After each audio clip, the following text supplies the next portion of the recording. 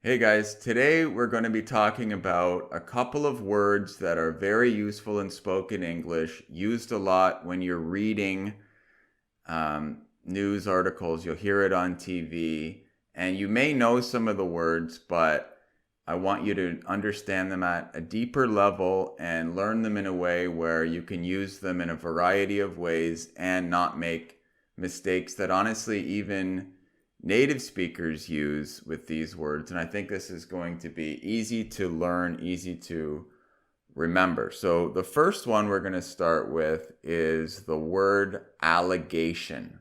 And if you don't know what that is already, that is a claim or an assertion that somebody has done something wrong or illegal, and you've made this claim without any proof. You've just said that this is true. So an example is, he stole a bunch of money from his company according to the allegations. So we're trying to say somebody's stealing a lot of money from the company, but do we know if it's true?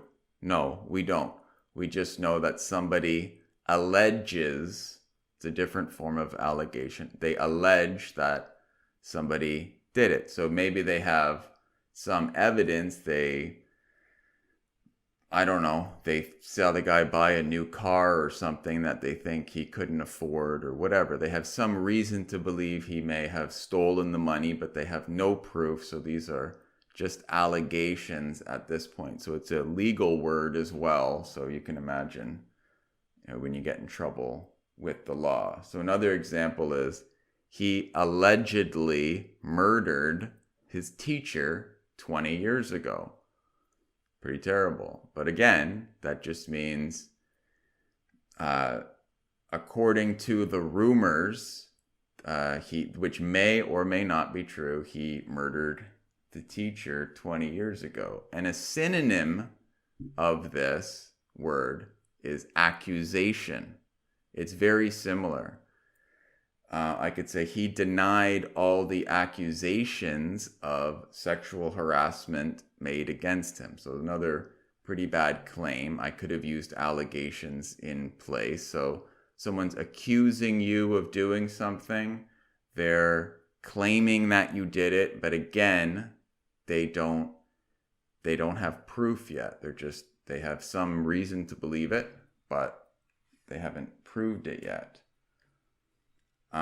And you can use this in a really non-legal way as well. Very common. Something like, I didn't eat all the leftovers in the fridge. I can't believe you are accusing me of doing that. Or I could say, are you really accusing me of stealing money from my best friend? You think I would really be such a terrible person? People get really defensive and upset when they are accused of something, especially if they didn't do it. Well, actually, if they did do it, they would still be pretty upset because it's not going to be a good thing. The first one I can really relate to because I can imagine my wife doing that to me, accusing me of taking all the leftovers in the fridge, which I probably did. She would get upset that I didn't save any. It's kind of, I should do it, but that happens from time to time, I have to admit.